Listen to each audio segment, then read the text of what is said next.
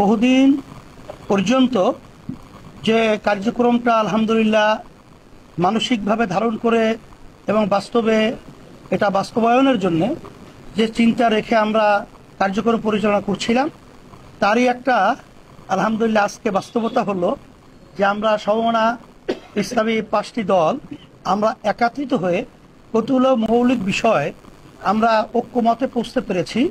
শুকরিয়া তাআলা আলহামদুলিল্লাহ।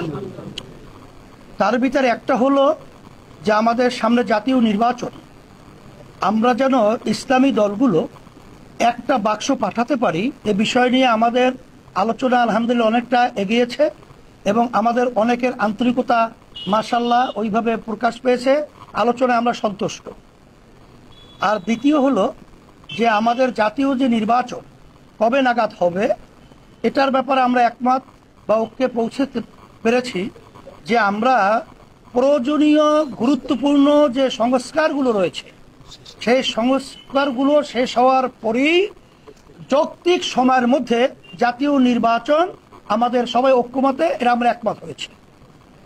আর একটা বিষয় আমরা ঐক্যমতে পৌঁছেছি, আধিপত্যবাদ, সাম্রাজ্যবাদীবাদ এবং বিশেষ করে বিদেশি যে আমাদের দেশ নিয়ে বিভিন্ন ধরনের তালবাহানা, এটা যেন না করতে পারে এ ব্যাপারে আমরা সবাই ঐক্যমত হয়ে আমরা এর প্রতিবাদ করব এবং আমাদের দেশ ইসলাম মানবতা রক্ষার জন্য আমরা ঐক্যমতে পৌঁছেছি। আর একটা বাংলাদেশ কল্যাণ রাষ্ট্র প্রতিষ্ঠার ব্যাপারে এখানে ইসলাম এটাই তো কল্যাণ, ইসলামী নীতি আদর্শের মাধ্যমে যে কল্যাণ বয়ে আসছে দুনিয়াতেও আখেরাতেও, সেই হিসেবে আমরা ইসলামী কল্যাণ রাষ্ট্র প্রতিষ্ঠার জন্য আমরা সবাই ঐক্যমতে পৌঁছতে পেরেছি আলহামদুলিল্লাহ।